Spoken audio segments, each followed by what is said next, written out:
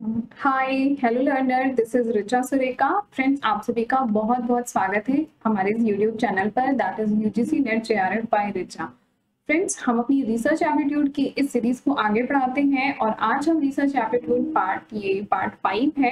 इस पार्ट 5 में मैं आपसे डिस्कस करने वाली हूँ टाइप्स ऑफ रिसर्च। ठीक है, जितने भी टाइप की रिसर्च होती है उन सभी को आपको यहाँ पे सारी चीजें हम डिस्कस करेंगे। Types of research with previous year question paper. ठीक है, जो प्रीवियस ईयर में आए हुए क्वेश्चन हैं उन सभी को भी साथ साथ डिस्कस करेंगे। ठीक है, तो हम आपसे बात करने वाले हैं लगभग 25 plus types of research. Around ये 30 टाइप्स की रिसर्च आपकी हो जाएंगी। 30 टाइप की रिसर्च को यहाँ पर मैं आपसे डिस्कस करूंगी और इस वीडियो में आपको अराउंड 12 या 12 प्लस टाइप्स ऑफ रिसर्च के बारे में हम आपसे बात करेंगे और उससे बेस्ड क्वेश्चन जो आए हुए हैं उन्हें भी हम डिस्कस करेंगे।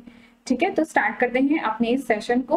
तो फर्स्ट जो हम रिसर्च बात करने वाले हैं टाइप्स ऑफ रिसर्च में, types of research based on application. ठीक है, एप्लीकेशन पे जो बेस्ड रिसर्च है उन पे हम बात करेंगे। तो एप्लीकेशन पे बेस्ड हमारी 3 रिसर्च होती हैं। ठीक है, कौन कौन सी? The first one is the basic research. ठीक है, बेसिक कह सकते हैं, फंडामेंटल कह सकते हैं, तो ये बेसिक रिसर्च है।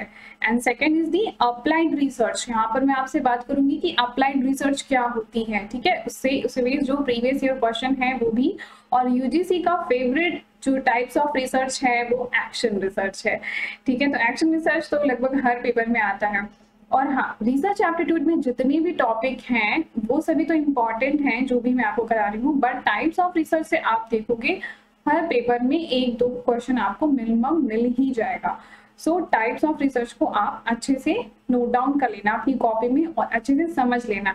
बट अगर फिर भी आपको कोई भी डाउट आए कोई भी किसी भी क्वेश्चन में, तो आप कमेंट कर सकते हैं या फिर आप मुझे टेलीग्राम पे पूछ भी सकते हैं। तो स्टार्ट करते हैं बेसिक रिसर्च। ठीक है, बेसिक रिसर्च क्या है? तो टाइप्स ऑफ रिसर्च में सबसे पहले हम आपसे बात करेंगे बेसिक की। ठीक है, तो बेसिक रिसर्च का मतलब हुआ कि वो रिसर्च जो कि एकदम बेसिक है, जहां पर नई थ्योरी को डेवलप किया जाता है, नई नॉलेज को डेवलप किया जाता है। ठीक है, यहाँ पर क्या करते हैं, एक न्यू नॉलेज को डेवलप करते हैं। ठीक है, न्यू नॉलेज को डेवलप करते हैं, नई जो थ्योरी है उसे डेवलप किया जाता है। तो इसका और क्या नाम है? बेसिक, फंडामेंटल और प्योर रिसर्च। ठीक है, इन तीनों नाम को लिख लीजिए, बेसिक, फंडामेंटल या प्योर रिसर्च कह सकते हैं। ठीक है, ये एक तरीके से साइंटिफिक रिसर्च होती है। ठीक है, with aim of improving scientific theory. यहाँ पर जो कोई नई थ्योरी है उसको डेवलप किया जाएगा, या फिर जो पहले से ही डेवलप थ्योरी है उस थ्योरी में कुछ नया चेंज किया जाएगा, कुछ नई चीज ऐड की जाएगी। ठीक है, उसमें कुछ नया अपडेट किया जाएगा। क्यों किया जाएगा? जिससे कि बेटर अंडरस्टैंडिंग हो। ठीक है, या फिर ऐसा कह सकते हैं कि जैसे जैसे चीजें बदल रही हैं उसके अकॉर्डिंग जो हमें थ्योरी की जो जरूरत है वैसे हम नई थ्योरी को डेवलप करते हैं। जैसे अगर आपने कभी लॉ देखा होगा, जो एक्ट होता है, तो जैसे जैसे सोसाइटी में लॉ की जरूरत पड़ती है वैसे गवर्नमेंट जो है उन लॉ को बनाती है। उसी तरीके से फंडामेंटल रिसर्च है जो कि बेसिकली साइंटिफिक रिसर्च होती है। जैसे जैसे हमें जरूरत पड़ती है, नई चीजें, नई वेरिएबल्स आते हैं तो उनको हम ऐड करते हैं और एक नई थ्योरी जनरेट करते हैं। सो एक नई थ्योरी बनाते हैं जिससे बेटर अंडरस्टैंडिंग हो एंड प्रेडिक्शन अच्छा हो पाए। ठीक है, of natural and other phenomena, जैसे कि हम नए प्रेडिक्शन बेहतर तरीके से कर पाए। This type of research is primarily focused on advancement of knowledge, यानी कि यहाँ पर क्या होगा, नई नॉलेज डेवलप की जाती है। ये बात मैंने आपको आते आते बताई कि यहाँ पर बेसिक रिसर्च में क्या होता है, नई नॉलेज डेवलप की जाती है। ठीक है, और यहाँ पर जो बेस होता है वो क्या होता है, विदाउट प्रायर कंसिडरेशन। जो पहले की जो चीजें हैं उनको बिना कंसीडर किए हुए नई थ्योरी डेवलप करना होता है। ये एक थ्योरेटिकल रिसर्च है। ठीक है, बस थ्योरी को डेवलप करना है। This is the fundamental research. ठीक है, नई थ्योरी का डेवलपमेंट होगा। यहाँ पर किसी तरीके की प्रॉब्लम सॉल्विंग अप्रोच नहीं होती है, बस एक नई थ्योरी को डेवलप करना होता है। ओके, सो ये है आपका basic research. Now next is the applied research. ठीक है, ये भी बहुत ही ज्यादा इंपॉर्टेंट है, अप्लाइड रिसर्च। अब अप्लाइड रिसर्च, जैसा कि नाम से आपको पता चल रहा होगा, यहाँ पर कुछ अप्लाई किया जाता है। तो जो अप्लाई रिसर्च होती है, अप्लाइड रिसर्च में होता ये है कि हम कोई नई प्रॉब्लम को सॉल्व करते हैं। ठीक है, अब उस प्रॉब्लम को कोई जो प्रॉब्लम है, जो पहले से एग्जिस्टिंग प्रॉब्लम है, उस प्रॉब्लम को सॉल्व किया जाए, या फिर कोई नई प्रॉब्लम को सॉल्व करते हैं। अब उस प्रॉब्लम का नया एप्लीकेशन हो सकता है, ठीक है, नए तरीके से अप्लाई किया जाए। जैसे कि अगर मैं आपसे बात करूं, आज अगर आप देखिए तो हम लोग ऑनलाइन स्टडी बहुत ज्यादा करते हैं। आजकल के जो स्टूडेंट हैं ऑनलाइन स्टडी करते हैं, तो हमारा क्या है कि हम ज्यादा से ज्यादा कैसे डिवाइसेस से कनेक्ट होने लगे, हमारा सारा दिन लैपटॉप और मोबाइल के सामने ही बीत जाता है। तो अब बात यहाँ पर आती है कि हमारा फिजिकली या बाहर कहीं तो मिलना जुलना नहीं हो पाता, लोगों से इंटरेक्शन नहीं हो पाता। तो ये एक इंडिविजुअल की एक अप्लाइड प्रॉब्लम हो सकती है, किसी पर्सन की एक प्रॉब्लम हो सकती है। तो ये क्या हो गया, ये एक अप्लाइड रिसर्च हो गया, एक इंडिविजुअल की प्रॉब्लम होगी, अब उसको सॉल्व करना है। तो ये क्या कर सकते हैं हम, यहाँ पर इसका सोल्यूशन ये निकाल सकते हैं कि ठीक है, अगर हम यही कोचिंग करते, कुछ करते, तो हमारा आने जाने में टाइम थोड़ा सा कंज्यूम होता, ठीक है, भले हम लोगों से मिलते, बाहर आते जाते ऐसा होता, बट अब वो नहीं कर रहे हैं। इसका मतलब है कि हमारा जो है वो टाइम तो हमने सेव कर लिया वहां से, बट उस टाइम को हम यूज कर सकते हैं, अप्लाई कर सकते हैं कहाँ पर, 1 आवर अगर हम इवनिंग में दे दें खेलने के लिए, स्पोर्ट्स में अगर इंटरेस्ट है तो स्पोर्ट्स में जा सकते हैं, म्यूजिक है, डांस है, किसी चीज में हम उसको अपनी उस टाइम को जो है इन्वेस्ट कर सकते हैं। सो एक अच्छा वहां से आउटपुट निकल के आएगा। तो ये क्या हो गया, एक इंडिविजुअल की प्रॉब्लम को सॉल्व करना हो गया। यही है एक तरीके का अप्लाइड रिसर्च, कि किसी भी प्रॉब्लम को यहाँ पे जरूरी नहीं कि कोई एक्सपर्टीज आएंगे वो प्रॉब्लम को सॉल्व करेंगे। एक इंडिविजुअल, जो मेरी खुद की भी प्रॉब्लम अगर कुछ आ रही है, तो मैं उसको एक नए तरीके से सॉल्व कर रही हूँ, एक उसका नया एप्लीकेशन कर सकती हूँ। तो वो आपकी एक अप्लाइड रिसर्च होगी।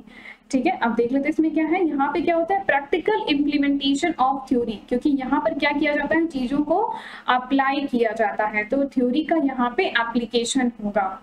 सॉल्व की जाती है किसी भी स्पेसिफिक प्रॉब्लम को, answer to a specific question, ठीक है, मेकिंग कंक्लूजन, यहाँ पर कंक्लूजन बनाए जाते हैं, और न्यू इम्प्लीमेंटेशन होगा, प्रॉब्लम को सॉल्व करने का एक नया तरीका होगा, और प्रैक्टिकल प्रॉब्लम सॉल्विंग होती है। इट कैन बी जनरलाइज, उसको जनरलाइज भी किया जा सकता है। जैसे मैंने बताया कि ये एक इंडिविजुअल की प्रॉब्लम है कि हम लोग बहुत ज्यादा डिवाइसेस से कनेक्ट हो गए हैं, तो काफी लोनलीनेस सा भी फील होता है, तो ये एक इंडिविजुअल की प्रॉब्लम हो सकती है। और इसी प्रॉब्लम का जो सोल्यूशन मैंने बताया कि आप डांस क्लास, म्यूजिक या स्पोर्ट्स ज्वाइन कर सकते हैं, तो ये इस प्रॉब्लम का ये जो सोल्यूशन है इसको जनरलाइज भी किया जा सकता है, तो इट कैन बी जनरलाइज। ठीक है, तो जो सोल्यूशन है, जो अप्लाई करके जो सोल्यूशन निकाला है, इसको जनरलाइज भी किया जा सकता है। There is a expert who solve the problem, यहाँ पर एक्सपर्ट भी हो सकते हैं जो कि प्रॉब्लम को सॉल्व करें। ठीक है, अब अप्लाइड और बेसिक रिसर्च में इस इमेज से डिफरेंस समझिए कि यहाँ पर इसको देख करके आपको क्या लग रहा है कि थ्योरी है और वहां पर एक चार्ट पे थ्योरी पे कुछ लिख देना, that is the basic research. और अप्लाई रिसर्च क्या हो गया कि हम यहाँ पर उसी थ्योरी को अगर अप्लाई कर दें, उसको प्रैक्टिकली उस प्रॉब्लम को सॉल्व करके देखें, तो वो होगा आपका अप्लाइड रिसर्च। ठीक है, एंड द थर्ड टाइप की जो रिसर्च है हमारी कैसी है, एक्शन रिसर्च, जो कि मैंने बताया था कि यूजीसी का काफी इंपॉर्टेंट है, इसके बिना तो कोई पेपर ही नहीं बनता। तो एक्शन रिसर्च में क्या होगा, यहाँ पर भी इमीडिएट प्रॉब्लम सॉल्विंग होती है। ठीक है, it is for immediate problem solving. देखिए, it is generally education related practice activity. ये जनरली जो एक्शन रिसर्च होती है, बेसिकली आपकी एजुकेशन, जहाँ पे कुछ सीखने और सिखाने की बात होती है, वहां पर एक्शन रिसर्च का ज्यादा यूज होता है। ठीक है, एक्शन रिसर्च को अगर मैं आपसे बोलूं, तो जहां पे भी आपने हेडिंग डाली है एक्शन रिसर्च, वहां पे आप एक ये भी लिख लीजिए कि सुधारात्मक पहल भी होती है। ये इसको हिंदी में क्या कहते हैं, एक सुधारात्मक पहल है, जहां पे कुछ सीखा जाता है, जहां पे लर्निंग भी हो सकती है, वहां पे एक्शन रिसर्च का यूज किया जाता है। ठीक है, तत्काल रूप से यहाँ पे प्रॉब्लम को सॉल्व किया जाता है, यानी कि इमीडिएट प्रॉब्लम सॉल्विंग। ठीक है, sometimes problem solver not the expertise of the same area, जो यहाँ पे जो प्रॉब्लम सॉल्व करेगा वो जरूरी नहीं कि उस एरिया का एक्सपर्टीज हो। ठीक है, क्यों, क्योंकि यहाँ पर कैसी प्रॉब्लम होगी, यहाँ पे जो भी प्रॉब्लम आई, इमीडिएट प्रॉब्लम सॉल्विंग। जैसे सपोज है कि अगर आप देख रहे हो कि आग लग रही है, आप सामने खड़े, कहीं आग लग रही है, या कोई भी चीज है, किसी भी चीज से कुछ भी ऐसे इमीडिएट कोई घटना घट रही है, तो आप क्या करोगे, इमीडिएट उस पर पानी डालोगे ना। कि अब जरूरी तो नहीं कि आप किसी फायर ब्रिगेडियर से होगे। सो यहाँ पे क्या हुआ कि इमीडिएट प्रॉब्लम सॉल्विंग भी हो गई, और क्या हुआ कि आप उस एरिया के एक्सपर्टीज भी नहीं थे, सो एक्शन रिसर्च इस तरीके की होती है। There is a particular process of action research. Action research में एक पर्टिकुलर प्रोसेस होता है, अभी हम आपको बता देंगे, आप उसे भी नोट डाउन कर लीजिएगा। और प्रॉब्लम सॉल्व जो है एक प्रैक्टिशनर्स करता है प्रॉब्लम को सॉल्व। तो एक्शन रिसर्च जो होती है वो हमने देखा कि इमीडिएट प्रॉब्लम सॉल्विंग होती है, जैसे कि कहीं पे अगर अर्थक्वेक आ गया, फ्लड आ गया, कुछ भी ऐसी बात होती है, फायर, आग लग गई, तो एक्शन रिसर्च का वहां पर यूज किया जाता है। बट मोस्टली जो एक्शन रिसर्च है, सुधारात्मक पहल जैसे मैंने बताया, तो ज्यादातर कहाँ पर हम देखने को मिलता है, एजुकेशन में और आर्मी एरिया में, आर्मी में। ठीक है, एक्शन रिसर्च का जो प्रोसेस है वो कुछ इस तरीके से है। सबसे पहले आप एक्शन रिसर्च करोगे तो कोई भी चीज होगी, करने से पहले उसकी आप प्लानिंग करोगे। तो प्लानिंग सबसे पहले आएगा, फिर क्या करेंगे, एक्ट करेंगे, प्लान, एक्ट, ऑब्जर्व। फिर जब एक्ट करने के बाद देखेंगे, ऑब्जर्व करेंगे कि क्या होता है, फिर रिफ्लेक्ट होगा। उसी तरीके से प्लान, एक्ट, ऑब्जर्व और रिफ्लेक्ट, ये एक सर्कल है, ये चलता जाएगा। ठीक है, अब इस पे जो 3 तरह की हमने रिसर्च पढ़ी है, इस पे बेस्ड क्वेश्चन है। In an intervention based action research process, ठीक है, एक्शन रिसर्च में कोई प्रोसेस है, which of the following is usually recommended sequence. देखिए ये आपका प्रीवियस ईयर का क्वेश्चन है, यहाँ पे एक्शन रिसर्च का सीक्वेंस पूछा है। तो हमने क्या पढ़ा, plan, act, observe and reflect, यही होता है, तो आंसर ए हो जाएगा। ठीक है, नेक्स्ट क्या है, which of the following action represent the action research cycle. ये भी देखिए प्रीवियस ईयर का क्वेश्चन है, फिर से कह रहा है कि कौन सा है जो कि एक्शन रिसर्च की साइकिल को बताता है। तो plan, act, observe, reflect, answer 2 हो जाएगा। ठीक है, types of research based on logic. Logic पे बेस्ड जो रिसर्च है उन पे अब आपसे बात कर लेते हैं। तो बेस्ड ऑन लॉजिक हमने देखा 2 तरीके की रिसर्च होती है, first is inductive and second is the deductive. ठीक है, तो इंडक्टिव रिसर्च में क्या होता है, इंडक्टिव, जब भी मैं बोलूं इंडक्टिव तो तुरंत दिमाग में इमेज बना लीजिए, नीचे से ऊपर जाना है। ठीक है, क्या है ये, बॉटम अप अप्रोच है, पर्टिकुलर टू जनरल जाएंगे, यानी कि पर्टिकुलर यहाँ पर कोई प्रॉब्लम थी, उसका जब हमने सोल्यूशन फाइंड आउट किया, अब इस चीज को हम जनरलाइज कर सकते हैं। तो पर्टिकुलर से general, bottom up approach inductive approach है। ठीक है, यहाँ पे क्या हो रहा है, फ्रॉम लिटिल टू होल, एक छोटी सी कोई प्रॉब्लम यहाँ पर अराइज हुई और जब हमने इसको सॉल्व किया तो ये लिटिल से होल पे पहुंच जाना, ये एक तरीके का क्वालिटेटिव टाइप ऑफ रिसर्च है। क्वालिटेटिव क्वांटिटेटिव क्या होता है वो मैं आपसे बाद में डिस्कस करूंगी, बट ये एक क्वालिटेटिव रिसर्च है। ठीक है, ऐसे समझिए कि इसको क्वालिटेटिव क्यों कहा गया, क्योंकि यहाँ पर एक फिक्स, मतलब जैसे अगर यहाँ पे एक थ्योरी होती, ऊपर एक थ्योरी होती और उससे डायरेक्ट हम सोल्यूशन पे जाते हैं तो वो एक तरीके का फिक्स पैटर्न हो गया, फिक्स चीज हो गई। बट यहाँ पर बहुत ज्यादा चीज, आप बहुत कुछ एक्सप्लोर करते हो, तो छोटी सी चीज पे आप यहाँ इतने बड़े उसको जर्नलाइज करने जा रहे हो, सो इट मीन्स कि आप काफी कुछ एक्सप्लोर करोगे। ठीक है, और बहुत नई चीजें उसमें एड ऑन होंगी। सो ये इस बात को शो करता है कि एक तरीके का ये कैसा है, क्वालिटेटिव टाइप ऑफ रिसर्च है। ठीक है, और यहाँ पर एक छोटी सी स्मॉल इंफॉर्मेशन होती है। यहाँ पर देखिए एक छोटी सी प्रॉब्लम होगी, उसका सोल्यूशन निकालने आप जाओगे तो धीरे धीरे उसमें काफी चीजें ऐड ऑन होंगी। तो स्मॉल इंफॉर्मेशन के साथ आप स्टार्ट करते हैं, ये ओपन एंडेड है। अच्छा, ओपन एंडेड का मतलब क्या होता है, देखिए 2 तरीके के अप्रोच हो सकती है, एक तो होता है ओपन एंडेड और दूसरा होता है क्लोज एंडेड। ठीक है, अब ओपन का मतलब क्या हुआ, मतलब ओपन है, जैसे गेट है, अगर वो ओपन है यानी कि दरवाजा खुला हुआ है, अब आप कहीं पे भी जा सकते हैं। ठीक है, मतलब बहुत सारे ऑप्शंस हैं, बहुत सारी नॉलेज गेन कर सकते हैं, दैट इज ओपन एंडेड।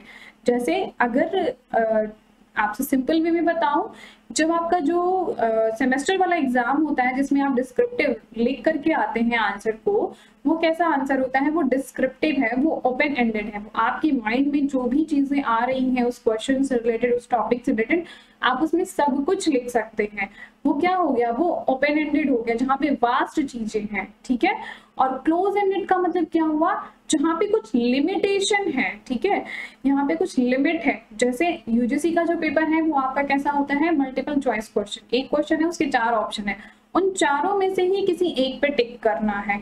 ये क्या हो गया, ये क्लोज एंडेड हो गया, जहाँ पे कुछ फिक्स है, जहाँ पे कुछ लिमिटेशन है, वो क्लोज एंडेड हो गया।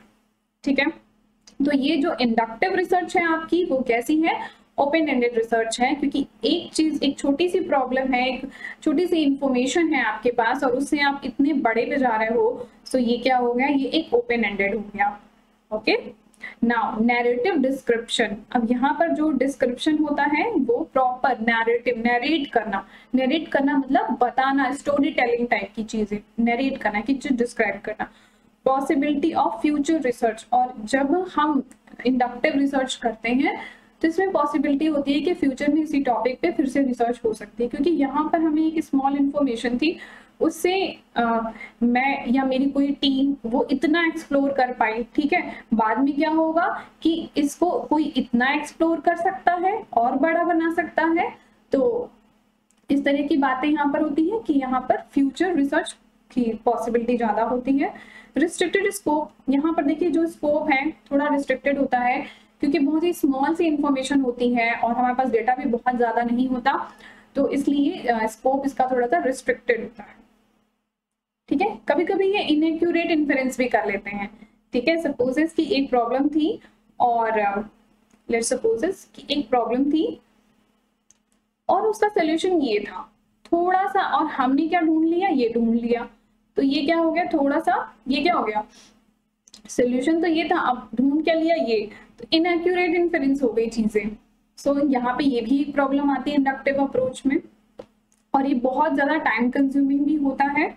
बहुत सफिशिएंट टाइम हो तभी हमें इंडक्टिव अप्रोच को फॉलो करना चाहिए, और इसका एंड पॉइंट जो है वो डिफाइन नहीं होता, ये लिख लीजिएगा, ये क्वेश्चन शायद आया हुआ है। एंड पॉइंट इसका डिफाइन नहीं होता, फिक्स नहीं होता कहाँ पर होगा। जैसे मैंने बताया कि मैं यहाँ से इस यहाँ पे पहुंच सकती हूँ, यहाँ से इसको और बड़ा कर सकती हूँ, और बड़ा कर सकती हूँ, तो इस तरीके की बात जो होती है वो इंडक्टिव रिसर्च में होती है, ठीक है ना।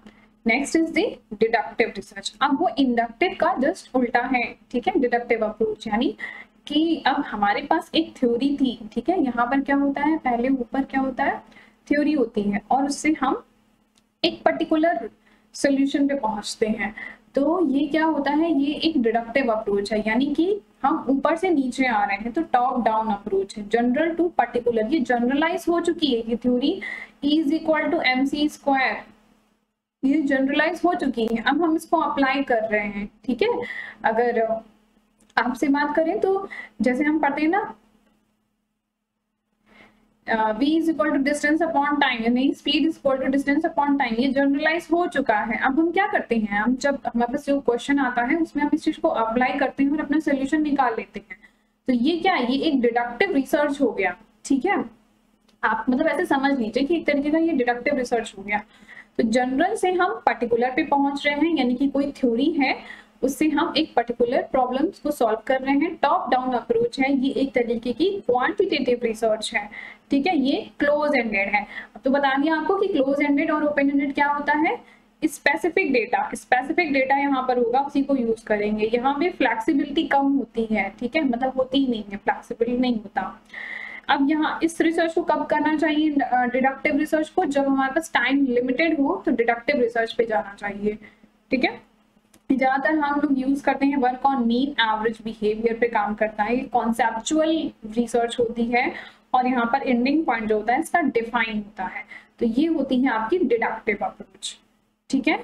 इंडक्टिव में क्या था, बॉटम अप, डिडक्टिव अप से डाउन की तरफ, टॉप डाउन अप्रोच, थ्योरी से जनरल एक पर्टिकुलर प्रॉब्लम को सॉल्व करना, पर्टिकुलर प्रॉब्लम से एक थ्योरी को जनरेट करना, इंडक्टिव रिसर्च। तो इस तरीके से इन सब चीजों को ध्यान में रखिए। नाउ हमने 5 टाइप ऑफ रिसर्च कर ली। अब हम लोग अब बाकी की जो रिसर्च है हमारी 7 टाइप की जो रिसर्च है वो हमारी आती है ऑब्जेक्टिव्स में, और बेस्ड ऑन ऑब्जेक्टिव। तो बेस्ड ऑन ऑब्जेक्टिव में कौन कौन सी रिसर्च है, डिस्क्रिप्टिव, ये वेरी वेरी इंपॉर्टेंट है, ये सभी रिसर्च आपके लिए। तो डिस्क्रिप्टिव रिसर्च हो गया, ex post facto, historical, analytical, exploratory, explanatory, casual, correlational and ethnographic. इन सभी रिसर्च को अभी मैं आपके साथ शेयर करने वाली हूँ, ठीक है। तो स्टार्ट करते हैं। डिस्क्रिप्टिव रिसर्च क्या होता है, डिस्क्रिप्टिव नाम से क्या समझ में आ रहा है, कुछ डिस्क्राइब करने की बात होगी, ठीक है। डिस्क्रिप्टिव रिसर्च में क्या होगा, हम कोई चीज डिस्क्राइब करेंगे, कुछ फेनोमेना होंगे, कुछ चीजें होंगी, उनको एक्सप्लेन किया जाएगा, जैसा था एज इट इज एक्सप्लेन कर दो, ठीक है। जैसे आप देखते होंगे रिलेटिव में कोई किसी के बारे में कुछ कहा, ठीक है, जैसे कि किसी का किसी लड़की के साथ कोई अफेयर है या कुछ भी है, ठीक है, तो क्या होता है कि हम उस बात को उसी तरह नहीं डिस्क्राइब करते, उसमें कुछ ना कुछ अपनी तरफ से ऐड ऑन करके और दूसरे को बता देते हैं। तो ये क्या हो, ये क्या ये डिस्क्रिप्टिव रिसर्च है? नहीं, ये डिस्क्रिप्टिव रिसर्च नहीं है। जब बात को एज इट इज डिस्क्राइब किया जाएगा तब वो डिस्क्रिप्टिव रिसर्च होगी। To explain the phenomena, what it is and what was it is, क्या वो पहले था और क्या अभी है, ये बताना, ये है descriptive research. It shows as it is describe by other. ये ऐसा होता है कि मतलब ये किसी और के द्वारा डिस्क्राइब किया जाएगा बट एज इट इज होना चाहिए, ठीक है। It is related to current issues, ठीक है, यहाँ पर जो भी करंट इश्यूज होंगे उनसे रिलेटेड बात की जाएगी। जैसे कि अगर हम देखें तो अभी करंट इश्यूज में क्या है, पॉलिटिकल मैटर में अगर हम जाते हैं तो देखते हैं क्या पता चलता है कि इकोनॉमी से रिलेटेड पेट्रोल प्राइस बहुत ज्यादा बढ़ गए हैं, ठीक है, इलेक्ट्रिसिटी पे जो हमारे पॉलिटिशियंस हैं वो ज्यादा फोकस करने लगे हैं बिकॉज ऑफ, क्योंकि ये अब इश्यूज बढ़ के आ रहे हैं। आपने देखा कि कैसे दिल्ली में जो है इलेक्ट्रिसिटी की बात आई तो वहां पर क्या हुआ कि यूनिट्स वगैरह फ्री देना स्टार्ट कर दी गवर्नमेंट। तो और जो स्टेट की गवर्नमेंट है या सेंट्रल गवर्नमेंट, उन्होंने भी सोचा कि हाँ ये एक बेनिफिशियल तरीका हो सकता है, ये हमें करना चाहिए। तो ये आजकल का ये जो है काफी हाईलाइटेड टॉपिक हो गया, इलेक्ट्रिसिटी और पेट्रोल प्राइसेस। सो यहाँ पे डिस्क्रिप्टिव रिसर्च में इन बातों पे जो करंट इश्यूज चल रहे हैं उन पे रिसर्च होती है। मेनली यूज सर्वे मेथड, यहाँ पे जो डेटा कलेक्शन का जो मेथड यूज किया जाएगा वो सर्वे मेथड यूज किया जाएगा, ठीक है। अब डिस्क्रिप्टिव रिसर्च है, यहाँ पे जो भी वेरिएबल हैं इनको मैनिपुलेट नहीं कर सकते हैं। पहले तो ये समझ लेते हैं कि वेरिएबल क्या होते हैं। तो देखिए, वेरिएबल का मतलब होता है वो चीज जिसको हम स्टडी कर रहे हैं, ठीक है। अब जब हम रिसर्च करते हैं तो हम कुछ डेटा कलेक्ट करते हैं, तो उसमें से कुछ चीजें होती हैं जो कि डिपेंड होंगी किसी चीज पे और कुछ चीजें ऐसे होंगी जैसे इंडिपेंडेंट होंगी, ठीक है। जैसे अगर सिंपल मैं आपसे बात करूं तो इनकम और एक्सपेंडिचर, ये यहाँ पे क्या है, दोनों ही चीजें कहीं ना कहीं मतलब जो हमारा जो एक्सपेंडिचर है वो हमारी इनकम पे डिपेंड करता है, ठीक है। तो ये क्या हो गया, ये वेरिएबल हो गए। अब यहाँ पर जो डिस्क्रिप्टिव रिसर्च है उसमें कह रहा है कि वेरिएबल्स को हम मैनिपुलेट नहीं करते। मैनिपुलेशन का मतलब होता है कि कुछ हम चेंज नहीं कर सकते वेरिएबल को। जैसे अगर मैं इनकम और एक्सपेंडिचर की बात करूं तो हम इसको चेंज नहीं करेंगे, जो है उसी वेरिएबल को हम लेंगे, ठीक है। ये होता है डिस्क्रिप्टिव रिसर्च, जहां पे मैनिपुलेशन का मतलब हम चेंज नहीं करेंगे, एज इट इज जो भी वेरिएबल थी, यानी कि हम किसी फिनोमेना को अगर हम डिस्क्राइब कर रहे हैं तो वहां पर जो घटना घटी थी उसी घटना को हम डिस्क्राइब करेंगे, ठीक है। उस घटना में जो जो वेरिएबल होंगे उन्हीं को डिस्क्राइब करेंगे, अपनी तरफ से कोई नए वेरिएबल्स को नहीं ऐड करेंगे, ठीक है। Here decision making at the later stage, यहाँ पर जो डिसीजन मेकिंग होती है वो बाद में की जाती है, क्योंकि हम पहले वेरिएबल को अच्छे से स्टडी करेंगे तब हम उसको डिस्क्राइब कर पाएंगे। Descriptive research are 3 type. Descriptive research आपकी 3 तरीके की होती है, ठीक है। Ex post facto research, historical research, analytical research, ठीक है। एक्सपोज्ड, हिस्टोरिकल, एनालिटिकल, ये तीनों ही रिसर्च होती हैं, बट इसमें जो है ये किसके अंदर आती हैं, ये डिस्क्रिप्टिव रिसर्च के अंदर आती हैं। ये डिस्क्रिप्टिव है जहां पे हम चीजों को डिस्क्राइब करते हैं। इसमें क्या क्या बातें होंगी, एक्सपोज फैक्टो होगा, हिस्टोरिकल होगा और एनालिटिकल रिसर्च होगा, ठीक है। जहां पर इसके इस कैरेक्टरिस्टिक्स को यूज करेंगे, बट एक्सपोज फैक्टो है तो उसमें अपने भी कुछ कैरेक्टरिस्टिक होंगे, हिस्टोरिकल है तो उसमें अपने भी कुछ कैरेक्टरिस्टिक होंगे और एनालिटिकल है उसके अपने कैरेक्टरिस्टिक होंगे बिसाइड डिस्क्रिप्टिव रिसर्च। तो एक्सपोज्ड फैक्टो क्या है, ठीक है। एक्सपोज्ड फैक्टो रिसर्च, ठीक है। It explain the relation between the variable, जैसा कि हमने डिस्क्रिप्टिव रिसर्च में भी देखा कि वेरिएबल के बीच में जो रिलेशन है उसको एक्सप्लेन करना, उसको डिस्क्राइब करना, ठीक है। ये एक्सपोज्ड फैक्टो एक्चुअली में ये किसका, अगर ये लाइन लिख के आ जाए, it explain the relation between the variable, तो डिस्क्रिप्टिव रिसर्च का भी पार्ट है, एक्सपोज्ड फैक्टो का भी पार्ट है, क्योंकि दोनों में ही वेरिएबल के बीच में रिलेशन को एक्सप्लेन किया जा रहा है। It explains when dependent variable already affected. It apply when dependent variable already affected. Expose factor कब अप्लाई होगी? जब डिपेंडेंट वेरिएबल जो है वो पहले से ही अफेक्ट हो चुका है। जैसे अगर मैं आपसे बात करती हूँ डिपेंडेंट इंडिपेंडेंट वेरिएबल, तो कुछ ऐसे वेरिएबल होंगे जो कि डिपेंड करेंगे। जैसे अगर ये एक, इसको समझने के लिए एक एग्जाम्पल मैं ले लेती हूँ जो कि थोड़ा सा अलग है, बट मैंने इसको ऐसे ही समझा था कि एक्सपोज फैक्टो कोई घटना घटी, ठीक है, और उस घटना को डिस्क्राइब करना जो पहले था और जो अब है। कैसे डिस्क्राइब कर सकते हैं? जैसे सपोज है कि आपने देखा होगा कि कई बार जो है जो ट्रेन है वो पटरी से, जो उसकी लाइन होती है उससे वो नीचे उतर जाती है, या ट्रेन का रेलवे में आप देखते होंगे एक कई बार एक्सीडेंट हो जाता है, ठीक है, कुछ इस तरह की घटना घट गई। तो ये एक घटना घट गई। अब इसमें क्या हुआ, यहाँ पर क्या थे? पैसेंजर थे, ठीक है। अब पैसेंजर जो है वो क्या है? वो डिपेंडेंट वेरिएबल है। तो यहाँ पर जो एक्सपोज फैक्टर है, ये इस रिसर्च में क्या होगा, जो भी इंडिपेंडेंट वेरिएबल है उनका पता लगाया जाएगा। इंडिपेंडेंट वेरिएबल कौन कौन से हैं उनको फाइंड आउट किया जाएगा। ये एक तरीके की एक्सपोज फैक्टर रिसर्च हो गई। अब यहाँ पे जो इंडिपेंडेंट वेरिएबल है हम उसको मैनिपुलेट नहीं कर सकते, जो भी था एज इट इज डिस्क्राइब करना होगा। तो when it apply when dependent variable already affected, जो पैसेंजर्स थे वो ऑलरेडी अफेक्ट हो चुके, ठीक है। यहाँ पर इंडिपेंडेंट वेरिएबल को सर्च किया जाता है कि अच्छा वो कौन कौन सी चीजें थी जिसकी वजह से ऐसा हुआ, ठीक है। तो इंडिपेंडेंट वेरिएबल को ढूंढना होता है, हमें फाइंड आउट करना होता है। Manipulation of variable is not possible, we explore the independent variable. यहाँ पे इंडिपेंडेंट वेरिएबल को हम ढूंढते हैं, हम खुद से ला के नहीं रखते, इंडिपेंडेंट वेरिएबल को हमें पता लगाना होता है। Here interpretation is difficult, यहाँ पे जो इंटरप्रिटेशन है वो ही थोड़ा डिफिकल्ट होता है कि अब क्या वजह रही होगी जो कि ऐसा हुआ। The impact of one variable on other, जो एक वेरिएबल का दूसरे वेरिएबल पे इम्पैक्ट होता है, but can't change the variable. हम वेरिएबल को चेंज नहीं कर सकते हैं। क्या हम पैसेंजर को चेंज कर सकते हैं? क्या जो घटना घटी थी, जिसकी वजह से घटना घटी, क्या हम उसको चेंज कर सकते? नहीं कर सकते। तो उन घटना घटने का जो कारण था, जो कॉज है, जो वेरिएबल है, जो इंडिपेंडेंट वेरिएबल थे, उनको पता करना है। Independent variable has to be selected rather than manipulated। जो इंडिपेंडेंट वेरिएबल थे उनको बदला नहीं जा सकता, वो पहले से ही थे, उनको हमें सेलेक्ट करके देखना होगा कि क्या ये वजह थी या कुछ और वजह थी, ठीक है। इसका जो यूज है वो कहाँ पर किया जाता है? सोशल साइंस में और कॉमर्स में इसका यूज ज्यादा किया जाता है, एक्सपोज्ड फैक्टर रिसर्च का, ठीक है। अब क्वेश्चन है, देख लेते हैं। एक यूनिवर्सिटी टीचर है, ठीक है, instance to study the relationship between the level of aspiration. Aspiration का मतलब होता है आकांक्षा, इच्छा की कैपेसिटी, ठीक है, aspiration and achievement of rural children. जो उनकी एस्पिरेशन थी और जो उनको मिला रूरल चिल्ड्रन को, ठीक है। यूनिवर्सिटी टीचर, उनके बीच में रिलेशनशिप, जो ये अचीवमेंट प्लस एस्पिरेशन के बीच में जो वेरिएबल है उसके बीच में स्टडी करना चाहता है उनके रिलेशन को। तो कौन सी रिसर्च को वो फॉलो करेगा?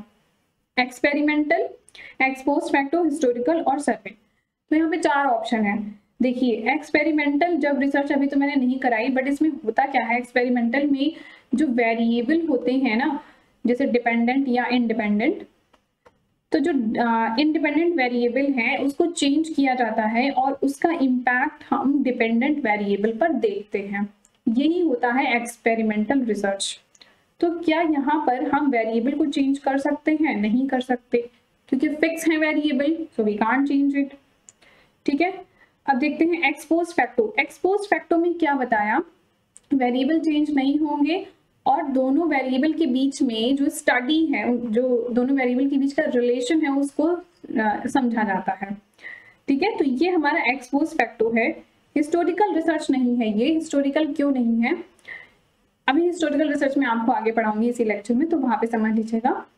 सर्वे रिसर्च डिजाइन, सर्वे, ये सर्वे भी नहीं है क्योंकि हम कोई एक बड़े पैटर्न पे जाकर के डेटा सर्वे नहीं कर रहे हैं, कलेक्ट नहीं कर रहे हैं, तो this is not a survey research. Historical research अभी मैं आपको करा दूंगी। तो इसका आंसर क्या हो जाएगा? एक्सपोज फैक्टर रिसर्च, नेक्स्ट क्या है, which of the following method of the research the independent variable has been selected rather than manipulated. जो इंडिपेंडेंट वेरिएबल है वो पहले से ही सेलेक्टेड है, उनको मैनिपुलेट नहीं किया जा सकता, वो कौन सी रिसर्च होगी? सो यहाँ पर दिया है डिस्क्रिप्टिव रिसर्च है, experimental, ex post facto and exegetics research. ठीक है, तो देखिए एक्सपेरिमेंटल में तो इसका तो मेन ही वो होता है, जो एक्सपेरिमेंटल रिसर्च होती है यहाँ पे तो हम चेक ही, ये रिसर्च होती ही इसलिए है कि वेरिएबल को मैनिपुलेट किया जाए। सो एक्सपेरिमेंटल तो बिल्कुल नहीं हो सकता। ठीक है, अब हमने ये तो पढ़ा नहीं है, तो ये या फिर ये होगा। एक्स पोस्ट फैक्टो का मेन जो है उसमें कभी भी हम जो वेरिएबल्स हैं उनको हम नहीं चेंज कर सकते, वो एज इट इज हमको बताना होगा। ये ही इसका मेन जो है वो है, कह सकते हैं बेस है। तो एक्स पोस्ट फैक्टो रिसर्च इसका आंसर होगा। डिस्क्रिप्टिव में क्या होता है, वेरिएबल जो होते हैं उनको, उनकी फिनोमेना को डिस्क्राइब किया जाता है। ठीक है, तो इसका answer x post facto research. Now अभी आया था आपका हिस्टोरिकल रिसर्च क्वेश्चन में, तो हम इसको देख लेते हैं कि हिस्टोरिकल रिसर्च क्या है। जैसा कि नाम से समझ में आ रहा है कि यहाँ पर टॉपिक कैसे होंगे, जो हिस्ट्री से रिलेटेड होंगे। जैसे कौन कौन से टॉपिक हो सकते हैं, हमारी हिस्ट्री में बहुत सारे टॉपिक आ जाएंगे। अगर हम modern history, medieval history, ancient history, तो अगर हड़प्पा, मोहनजोदड़ो, अकबर और बीरबल, इन सब से रिलेटेड अगर हम कुछ बातें कर रहे हैं तो वो सब हमारा हिस्टोरिकल रिसर्च से रिलेटेड होगा। ठीक है, अब अगर सिंपल वर्ड में मैं समझाऊं ना, तो एक गाना आपने सुना होगा ना, क्या से क्या हो गया देखते देखते। तो हिस्टोरिकल रिसर्च बिल्कुल यही है कि क्या से क्या हो गया। पहले आप देखिए कितने जंगल थे, कितने पहाड़, नदियां, झील, ये सब हुआ करते थे ना। आज देखिए, आज हम क्या देखते हैं, आज हम देखते हैं कितनी बिल्डिंग है, कितनी कितनी ऊंची ऊंची इमारतें बन गई हैं, स्टैचूज हैं, ये वो। तो ये एक तरीके का क्या है कि हिस्टोरिकल रिसर्च है, हिस्ट्री के बारे में हम बातें कर रहे हैं। तो यानी कि क्या चेंज आ गया, क्या हो गया ऐसा, जो क्या पहले था और क्या अब है। ठीक है, तो हिस्टोरिकल रिसर्च उससे रिलेटेड बात होती है, हिस्ट्री से रिलेटेड टॉपिक आएगा, simple. We get the answer of the historical question. ठीक है, हिस्टोरिकल रिसर्च हम तब करते हैं जब हमें कुछ हिस्ट्री से रिलेटेड कोई आंसर चाहिए होगा। जैसे अगर मैं आपसे पूछना चाहूँ कि क्या यहाँ पर जो अगर रिसर्च ऐसी है कि महाभारत का युद्ध हुआ था या नहीं हुआ था, इस पे अगर कोई रिसर्च कर रहा है, तो ये क्या होगा, हिस्टोरिकल रिसर्च होगी ना, क्योंकि उसको उस जगह पे कुरुक्षेत्र में जा करके या फिर कुछ ऐसे एविडेंसेस हमें ढूंढने होंगे जो इस बात को डिफाइन करे, समझा सके। सो ये इस तरह के टॉपिक आपके हिस्टोरिकल रिसर्च से रिलेटेड होंगे। अब यहाँ पर क्या होता है, ये बहुत ज्यादा इंपॉर्टेंट है, इसको लिख लीजिए। There is no need of hypothesis. यहाँ पर हाइपोथेसिस की बात नहीं होती है, हाइपोथेसिस यहाँ पर नहीं बनाया जाता है। ठीक है, यहाँ पर जो डेटा होता है वो हम सेकेंड हैंडेड डेटा यूज करते हैं। अब आप सोच रहे होंगे कि ये सेकेंड हैंडेड डेटा क्या होता है। देखिए, जब हम रिसर्च करते हैं तो हम क्या करते हैं, डेटा कलेक्ट करते हैं। ठीक है, अब डेटा कलेक्ट करने के लिए काफी तरीके होते हैं, तो बेसिकली उसको दो तरीके से मैं डिवाइड करती हूँ। एक तो होता है फर्स्ट हैंड डेटा कलेक्ट करना और दूसरा होता है सेकेंड हैंड डेटा कलेक्ट करना।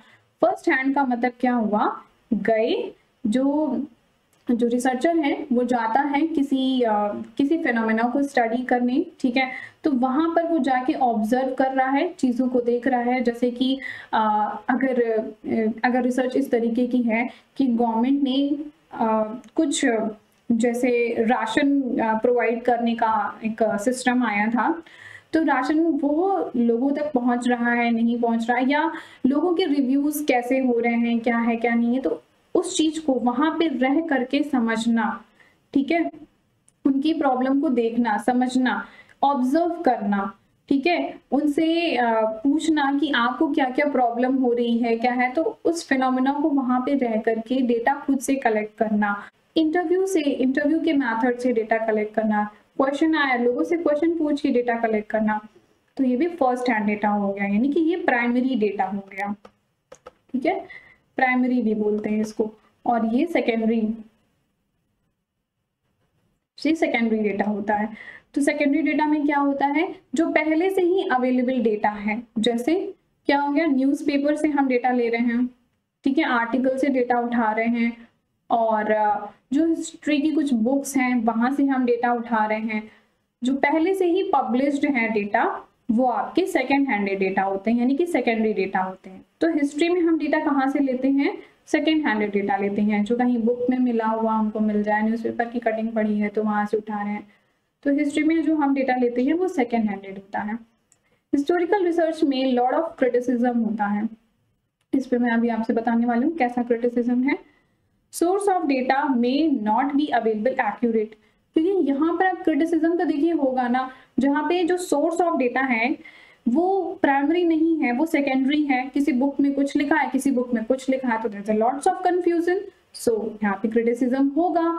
और जो डेटा है कैसे डिफाइन करें कि कौन सा वाला एक्यूरेट है? तो हम यहाँ पर ये मान के चलते हैं कि बहुत सारे जो डेटा होते हैं वो इनएक्यूरेट होते हैं। सो मच कंफ्यूजन है, बहुत कंफ्यूजन होती है हिस्ट्री के रिसर्च में, ठीक है। whenever the available you have to believe, और जो भी डेटा whatever जो भी डेटा अवेलेबल है हमें उसी पे ही ट्रस्ट करना होगा, क्योंकि वी कांट गो, अगर हम अकबर के बारे में कुछ बताना चाहते हैं, कुछ नई नॉलेज को एक्सप्लोर करना चाहते हैं, तो बस जो डेटा अवेलेबल है, जो किताबों में लिखा हुआ है, या जो कुछ इमेज हमें मिल जाती है इधर उधर से, तो हम उसी को ही डिफाइन कर सकते हैं, और जो है उसी को ही हमें ट्रस्ट करना होगा। सो ऐसा है कि whatever available we have to believe it. अब बात करते हैं क्रिटिसिज्म से रिलेटेड। तो जो हिस्ट्री में जो रिसर्च है उस पर काफी क्रिटिसिज्म होता है, और जो क्रिटिसिज्म है वो दो तरीके का है। पहला है इंटरनल क्रिटिसिज्म और दूसरा है एक्सटर्नल क्रिटिसिज्म। तो एक्सटर्नल क्रिटिसिज्म का मतलब क्या हो गया? एक्सटर्नल का मतलब है कि जिस सोर्स से हम डेटा कलेक्ट कर रहे हैं वो सोर्स ही गड़बड़ है, वो सोर्स सही नहीं है, तो वो एक्सटर्नल क्रिटिसिज्म हो गया, ठीक है। अब जहां से हमने डेटा कलेक्ट किया उसमें जो कंटेंट लिखा हुआ था वो कंटेंट अगर गलत है तो वो इंटरनल क्रिटिसिज्म हो जाएगा, ठीक है। ट्रुथफुलनेस ऑफ द डेटा, जो डेटा है वो ट्रुथ नहीं था, it seeks the true meaning, ठीक है। Focus on the content of the source, के कंटेंट जो कंटेंट लिखा था वो गलत है, तो यहाँ पे क्या हो गया? Internal criticism. और एक्सटर्नल क्रिटिसिज्म, वो सोर्स ही गलत था। सपोज इज कि जैसे कि क्या हो गया कि आरबीआई से हमें डेटा, आरबीआई की कुछ जो उसकी बैलेंस शीट होती है वो डेटा हमें चाहिए था, बट हमें क्या हुआ कि हमें आरबीआई की वेबसाइट पर डेटा नहीं मिला, तो हमने क्या किया? कोई दूसरी वेबसाइट पर डेटा उठाने चल गए। फॉर एग्जाम्पल मैं आपको समझाना चाहती हूँ कि हम किसी दूसरी वेबसाइट से उठा लिए डेटा। अब जो ये डेटा जिस वेबसाइट से हमने उठाया वो वेबसाइट ही ऑथेंटिक नहीं थी, वो वेबसाइट ही गलत थी, ठीक है। तो इस तरह का वो सोर्स ही गलत है जहां से हमने डेटा उठाया। Now the next type of research is the analytical research. Analytical नाम से आपको क्या समझ में आ रहा है? कहीं कुछ एनालिसिस हो रहा है, कहीं पे कुछ मूल्यांकन करना, ठीक है। मूल्यांकन करना रिलेटेड होता है हमारा एनालिटिकल रिसर्च से। It attempt to explain complex phenomena, जो कॉम्प्लेक्स चीजें हैं उसको एक्सप्लेन करने की बात करती है। इंटरप्रेट द रिलेशनशिप, जो डेटा में जो भी दो तरीके के वेरिएबल होते हैं या जो भी डेटा हमारे पास, उनके बीच के रिलेशनशिप को एक्सप्लेन करती है analytical research. Data analysis and critical interpretation यहाँ पर होता है। क्रिटिकल का मतलब यहाँ पे कठिन नहीं है, क्रिटिकल का मतलब है कि हम बताएंगे कि क्या सही है क्या गलत है, क्रिटिकली आइडेंटिफाई करना। जैसे किसी को अगर जॉब पे रखना होगा तो हम उसका एक इंटरव्यू लेंगे और उसको क्रिटिकली ऑब्जर्व करेंगे कि क्या ये सही है या नहीं पर्सन। सो क्रिटिकल इंटरप्रिटेशन होता है। Evaluation on the basis of the previous available knowledge, यहाँ पे इवैल्यूएशन कैसे होगा? जो भी हमारे पास पहले से नॉलेज अवेलेबल होगी उस पे हम पहले से जो हमारे पास इंफॉर्मेशन होगी उसी पे बेस्ड हम एनालिसिस करेंगे। It does not create any new research, यहाँ पर कोई नई रिसर्च नहीं होती है, ये भी बात आप नोट डाउन कर लीजिएगा कि यहाँ पर कोई नई रिसर्च नहीं होती है। Researcher analysis in the critical and systematic way, जहाँ पर जो एनालिसिस होती है वो क्रिटिकल एंड सिस्टमैटिक वे में होती है। Present the conclusion of his personal opinion, यानी कि यहाँ पर कैसा होता है, जो एनालिटिकल रिसर्च होती है हम अपने पर्सनल ओपिनियन के बेसिस पे रिसर्च मतलब करते हैं। जैसे कि देखिए अगर कोई चीज, कोई घटना घटी, कोई सिचुएशन अराइज हुई और आप देखते होंगे कि द हिंदू का जो एडिटोरियल होता है ना, एडिटोरियल, तो वहां पर आप पढ़ते होंगे, जैसे सत्यम का केस हुआ तो उस पे भी द हिंदू में एडिटोरियल निकला था, तो आपने उसको पढ़ा होगा।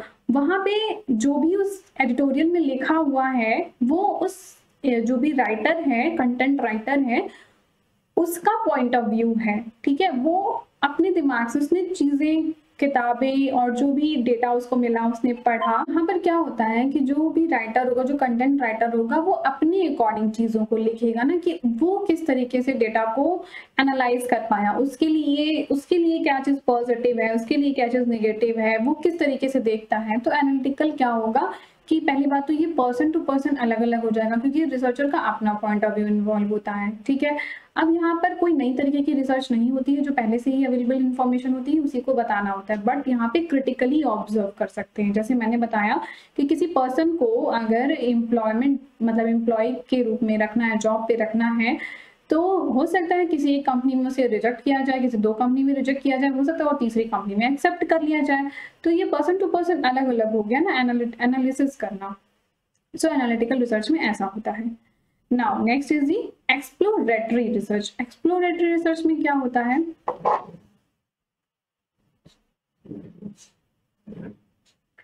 एक्सप्लोरेटरी रिसर्च में क्या होता है? It took place in the starting, यानी कि ये बहुत ही शुरुआती दौर पे एक्सप्लोरेटरी रिसर्च हो जाती है। एक्सप्लोरेटरी ऐसे ध्यान रखिए, जब कुछ एक्सप्लोर ही ना हुआ हो, यानी कि कुछ नई चीजें पता ही ना हो, अभी हमें एक्सप्लोर करना है, तो जब कुछ नहीं पता है तो हम एक्सप्लोरेटरी रिसर्च करेंगे, ठीक है। जब कुछ भी नहीं पता तो स्मॉल स्टार्टिंग में ही कर दी जाती है, स्मॉल लेवल पे की जाती है, एनालिटिकल इन नेचर होती है, जस्ट अ लिटिल नॉलेज, थोड़ी सी नॉलेज होती है, उस पर पूरी इंफॉर्मेशन हमको गैदर करनी होती है, with a clue only to go into the depth and explore it.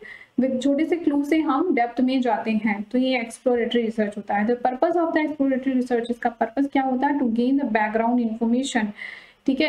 Exploratory research इसलिए भी किया जाता है कि जैसे कि कोई भी प्रोडक्ट, कोई नया प्रोडक्ट है जिसको मार्केट में लॉन्च करना है, तो हम उस पर भी कर सकते हैं एक्सप्लोरेटरी रिसर्च कि हमारा ये प्रोडक्ट सक्सेसफुल होगा या नहीं होगा, स्मॉल लेवल पे अप्लाई करके। तो टू क्लैरिफाई दी प्रॉब्लम को यहाँ पर क्लैरिफाई किया जाता है। It establish the research priorities, यहाँ पे रिसर्च की प्रायोरिटीज को पहले से फिक्स किया जाता है। सो ये आपका एक्सप्लोरेटरी रिसर्च होता है। Now next is the explanatory research. Explanatory research क्या होता है? एक्सप्लेनेटरी को अगर सिंप्लीफाई मैं करूं तो क्या और क्यों, ठीक है, क्या और क्यों किसी एक पर्टिकुलर सिचुएशन में अगर हमें डिफाइन करना है तो वो क्या होगा? एक्सप्लेनेटरी रिसर्च, ठीक है। इस बात को यहीं पे ही नोट डाउन कर लीजिए कि क्या एंड क्यों, अगर ये हमें डिफाइन करना है इन अ पर्टिकुलर सिचुएशन, तो ये आपका जो है एक्सप्लेनेटरी रिसर्च होगा। It is the answer of a situation, यहाँ पे सिचुएशन बहुत ज्यादा इंपॉर्टेंट है एक्सप्लेनेटरी रिसर्च में, ठीक है। व्हाट एंड व्हाई, ठीक है। It establish the cause and effect relationship among the variable. Cause and effect, जो 2 वेरिएबल होते हैं ना, डिपेंडेंट एंड इंडिपेंडेंट वेरिएबल, इनके बीच में कॉज एंड इफेक्ट की बात करता है एक्सप्लेनेटरी रिसर्च, जैसे प्राइस और डिमांड, ठीक है। हाईली स्ट्रक्चर्ड, एग्जांपल मैंने ऐसे डाल दिया है, ठीक है। हाईली स्ट्रक्चर्ड होती है जो एक्सप्लेनेटरी रिसर्च होती है, प्रॉपर एक फिक्स स्टेप होते हैं, उनको फॉलो करना होता है। लेटर स्टेज डिसीजन मेकिंग, यहाँ पे भी डिसीजन मेकिंग बाद में की जाती है, ठीक है। And next is the experimental, और ये हमारी इस सेशन की मतलब इस वीडियो की ये लास्ट टाइप ऑफ रिसर्च है जिसमें हम बात कर रहे हैं आपसे एक्सपेरिमेंटल रिसर्च। अच्छा, एक्सपेरिमेंट कर रहे हैं यहाँ पे, जैसे मैं बोलूँ ना एक्सपेरिमेंट, तो आपके माइंड में इमेज बननी चाहिए कि लैब में कुछ एक्सपेरिमेंट किया जा रहा है, ठीक है। तो कुछ ऐसी बात है। तो एक्सपेरिमेंटल रिसर्च कैसी है? कॉजुअल रिसर्च, इसको कॉजुअल रिसर्च भी बोलते हैं। कॉज एंड इफेक्ट की बात होती है ना, तो here we check the effect of dependent variable while changing the independent variable. अब ये क्या, कौन सी बला आ गई? ये तो बड़ा दिक्कत हो गया, डिपेंडेंट इंडिपेंडेंट फिर से आ गया। देखिए, ये वेरिएबल रिसर्च है ना, तो वेरिएबल की स्टडी आपको करनी ही होगी, और इसको एक बार अच्छे से समझ लीजिए। देखिए, वेरिएबल है, वेरिएबल कैसे होंगे? 2 तरीके के, वेरिएबल और भी तरीके के हो सकते हैं, बट हम 2 तरीके के मान रहे हैं। डिपेंडेंट वेरिएबल हो गया और इंडिपेंडेंट वेरिएबल हो गया। अब जो डिपेंडेंट है, यानी कि अगर ऐसे समझें, टीचर और स्टूडेंट है, तो स्टूडेंट क्या हो गया? Dependent variable. स्टूडेंट कैसे हो गए? Dependent variable. और टीचर कैसा हो गया? Independent variable. भाई टीचर तो चेंज हो सकता है, स्टूडेंट जो है वो टीचर पर डिपेंड करता है। तो जो एक्सपेरिमेंटल है या कॉजुअल रिसर्च है, वो इन दोनों के बीच के रिलेशनशिप को समझता है, उनके बीच के कॉज एंड इफेक्ट को बताता है। इट चेक द इफेक्ट, ये चेक करेगा कि डिपेंडेंट वेरिएबल पे क्या इम्पैक्ट पड़ रहा है इंडिपेंडेंट वेरिएबल की वजह से। एक नॉर्मल टीचर है, उसने पढ़ाया कुछ स्टूडेंट्स को, फिर कुछ हम दूसरा टीचर लेकर के आए, कुछ उससे मतलब उसकी डिग्री ज़्यादा अच्छी थी, उसको लेकर के आए और उससे पढ़वाते हैं बच्चों को, तो उस पर क्या इम्पैक्ट पड़ता है। या किसी को बहुत सालों का एक्सपीरियंस है, हम किसी ऐसे टीचर को लेकर के आए और उससे पढ़ा कर देके देखा बच्चों को, तो यहाँ पर हम चेक कर रहे हैं कि जो स्टूडेंट हैं उनके ऊपर क्या इम्पैक्ट पड़ रहा है अगर हम इंडिपेंडेंट वेरिएबल को चेंज करते हैं, यानी कि अगर हम टीचर को बदल देते हैं। ठीक है, बदल के हम चेक कर रहे हैं कि क्या आउटकम आता है। सो ये है आपकी एक्सपेरिमेंटल रिसर्च। एक एग्जाम्पल मैंने बताया, ठीक है। Manipulation of variable is possible. Of course यहाँ पर हम वेरिएबल को जरूर चेंज करेंगे, तभी तो हमें पता चलेगा ना कि कौन सा बेहतर है, क्या सही है और क्या नहीं, क्या किस चीज का ज्यादा फर्क पड़ रहा है। ठीक है, और held in controlled environment. Control environment का मतलब यहाँ पर है कि एक जैसे स्टूडेंट हैं वो फिक्स रहेंगे, वो 10 बच्चे थे, उन्हीं पे बार बार चेक किया जा रहा है और वही क्लास रहेगी। अगर डिजिटल क्लास है तो डिजिटल क्लास रखेंगे, या अगर हमारी फिजिकल क्लास है तो वैसी रखेंगे, तो सेम तरीके का एनवायरनमेंट रखेंगे और हम चीज़ों को जो इंडिपेंडेंट वेरिएबल है उनको चेंज करके देखेंगे। मोस्टली ये यूज कहाँ पर होती है, साइंस में यूज होती है एक्सपेरिमेंटल रिसर्च, जैसे कि लैब वगैरह आपने देखा होगा ना, केमिस्ट्री के जो लैब होते हैं वहां पर।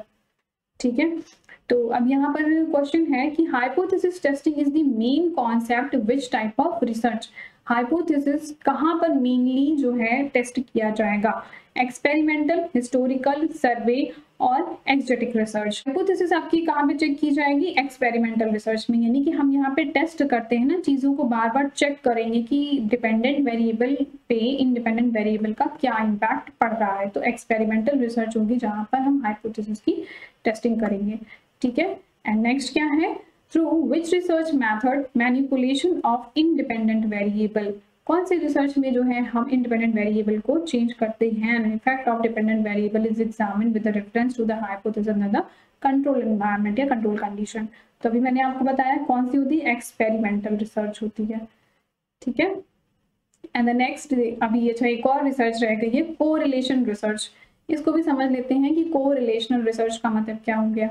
कोरिलेशन का सिंपल सा मतलब ये है कि दो वेरिएबल्स के बीच में रिलेशनशिप को समझना। ठीक है, जैसे अगर आप में से थोड़ा भी किसी ने इकोनॉमिक्स पढ़ा होगा तो आपने देखा होगा कि प्राइस और क्वांटिटी डिमांड, अगर मैं ग्राफ बनाऊं तो यहाँ पर मैंने लिख दिया प्राइस और क्वांटिटी डिमांड। अगर किसी भी चीज का प्राइस अगर ज्यादा होगा, ठीक है, प्राइस अगर ज्यादा होगा तो क्वांटिटी हम कम लेंगे। ठीक है, प्राइस अगर यहाँ पे, अगर वही प्राइस यहाँ पर होगा तो हम बहुत ज्यादा क्वांटिटी ले लेंगे।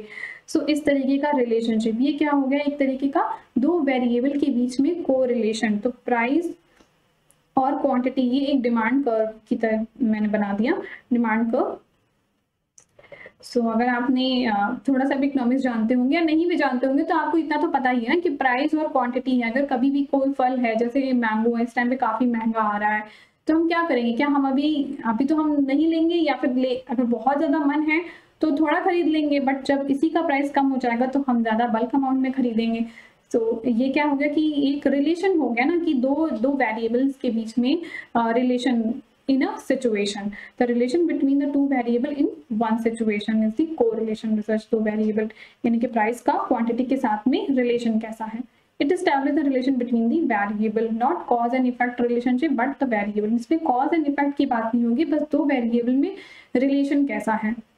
ये लाइन काफी इंपॉर्टेंट है कि यहाँ पे कॉज एंड इफेक्ट की बात नहीं होगी, यहाँ पे सिर्फ और सिर्फ हम ये बताएंगे कि दोनों में रिलेशन कैसा है, यानी कि पॉजिटिव डायरेक्शन में है या नेगेटिव डायरेक्शन में है। तो यहाँ पर अगर मैं देखूं तो ये रिलेशन कैसा हुआ, अगर प्राइस बढ़ रहा है, प्राइस देखिए प्राइस ज्यादा तो क्वांटिटी कम, तो ये रिलेशन कैसा हो गया, ये नेगेटिव रिलेशन हो गया। कैसा रिलेशन हो गया, नेगेटिव रिलेशन हो गया। अभी अगर कोई रिलेशन ऐसा, अगर ग्राफ इस तरीके का बन रहा है, यानी कि इधर भी कोई चीज बढ़ रही, मतलब कुछ भी रखा है, ए और बी रख दिया, ये भी बढ़ रहा है और ये भी बढ़ रहा है, तो ये कैसा रिलेशन हो गया? दोनों सेम डायरेक्शन में मूव कर रहे हैं ना, ये भी और ये भी दोनों सेम डायरेक्शन में, तो ये कैसा रिलेशन हो गया? Positive relation. बस इस बात को समझाना कोरिलेशन रिसर्च का काम होता है। यहाँ पे कॉज एंड इफेक्ट की बात नहीं होगी, सिर्फ और सिर्फ बताना होगा दोनों वेरिएबल में संबंध कैसा है, एक ही डायरेक्शन में जा रहे हैं या दोनों अपोजिट डायरेक्शन में जा रहे हैं। ठीक है, बोथ वेरिएबल कैसे होंगे? इंडिपेंडेंट होंगे, बट ये दोनों आपस में रिलेट कर रहे होंगे कहीं ना कहीं। नेक्स्ट इज एथनोग्राफिक रिसर्च, ये भी काफी एग्जाम में आता है। एथनोग्राफिक रिसर्च ये एक तरीके की आपकी क्वालिटेटिव रिसर्च है। क्वालिटेटिव क्वांटिटेटिव क्या होता है वो मैं आपको बाद में बताऊंगी, बट एथनोग्राफिक रिसर्च आपकी कैसी है? क्वालिटेटिव रिसर्च होती है। एथनोग्राफिक रिसर्च में क्या होता है? क्वालिटेटिव रिसर्च, यहाँ पर जो रिसर्चर होता है वो किसी जिस भी चीज को वो स्टडी करना चाहता है वो वहां पे जा करके उस एनवायरनमेंट में देखेगा, ऑब्जर्व करेगा चीजों को। ठीक है, वो अपने और तरीके से ऑब्जर्व करेगा, वहां पे इंटरैक्ट होगा। ठीक है, with the studies participant in the real environment, जो जैसे गांव देहात से रिलेटेड अगर कोई रिसर्च करनी है कि लोगों को वो सुविधाएं मिल रही हैं या नहीं मिल रही, या वहाँ पे लोग कैसे जीते हैं, जैसे अफ्रीका में है कि बहुत सारी प्रॉब्लम है, तो वहाँ पे चीज़ों को जा करके उनको एनालिसिस करना, क्या क्यों इतनी प्रॉब्लम है, क्या है, चीज़ों को जाना। तो वहाँ पे जो रिसर्चर होगा वो जाएगा, वो खुद ऑब्जर्व करेगा। ठीक है, जो पार्टिसिपेंट है वहाँ पे देखेगा, चीज़ों को समझेगा, उस एनवायरनमेंट को देखेगा कि ऐसा क्या है कि वहाँ पर इतनी ज़्यादा जो है गरीबी क्यों है। तो ethnography was popularise by anthropology, anthropology के द्वारा जो है पॉपुलराइज हुई, but use to cross word by drain the social science. Ethnographic जो होती है मोस्टली सोशल साइंस में यूज होती है, जैसा कि मैंने आपको एग्जाम्पल बताया कि वो वहां पर जाकर के ऑब्जर्व करेगा, जो रिसर्चर है देखेगा कि क्यों है ऐसा, उसका आंसर पता करेगा। तो ये होती है एथनोग्राफिक रिसर्च। नाउ नेक्स्ट क्या है? Participant observation is the part of participant जो पार्टिसिपेंट होगा यानी कि जो रिसर्चर होगा वो ऑब्जर्वेशन इसी पार्ट ऑफ, वो कौन सी रिसर्च का पार्ट होगा? Philosophical research, mentalistic theory of research, mathematical और एथनोग्राफिक रिसर्च। तो जो पार्टिसिपेंट होगा वो जा करके चीजों को ऑब्जर्व करेगा, किसमें? एथनोग्राफिक रिसर्च में, अभी आपको बताया मैंने। ठीक है, तो फ्रेंड्स कि आपको अभी टाइप्स ऑफ रिसर्च बहुत अच्छे से समझ में आ गया होगा, और अभी आगे जो नेक्स्ट सेशन होगा उसमें भी मैं आपसे कुछ और टाइप्स ऑफ रिसर्च के बारे में बात करूंगी। क्वालिटेटिव क्वांटिटेटिव है और भी बहुत सारे रिसर्च हैं, उनसे रिलेटेड मैं आपसे बात करूंगी, और प्रीवियस ईयर के बहुत सारे क्वेश्चंस हैं उनको भी मैं आपके साथ शेयर करूंगी। और फ्रेंड्स अभी तक अगर आपने मेरी टीचिंग एप्टीट्यूड की प्लेलिस्ट नहीं देखी है तो प्लीज़ आप उसे ज़रूर देखिए, जिससे कि आप मैक्सिमम बेनिफिट उठा पाएँ और अपने पेपर 1 को अच्छे से अच्छे तरीके से सॉल्व कर पाएँ। एटलीस्ट 80 मार्क्स तो आप गेन कर ही सकते हैं पेपर 1 में। अगर मैं कर सकती हूँ तो आप भी गेन कर सकते हैं। सो आपको ज़रूर देखना चाहिए वो प्लेलिस्ट। एंड फिर भी अगर आपको अभी कोई टीचिंग एप्टीट्यूड या रिसर्च एप्टीट्यूड में या पेपर 1 की किसी भी टॉपिक में डाउट है तो आप मुझे टेलीग्राम कर सकते हैं यहाँ पर, और आप मुझे यहाँ पे कमेंट करके भी बता सकते हैं। So thank you for watching my video.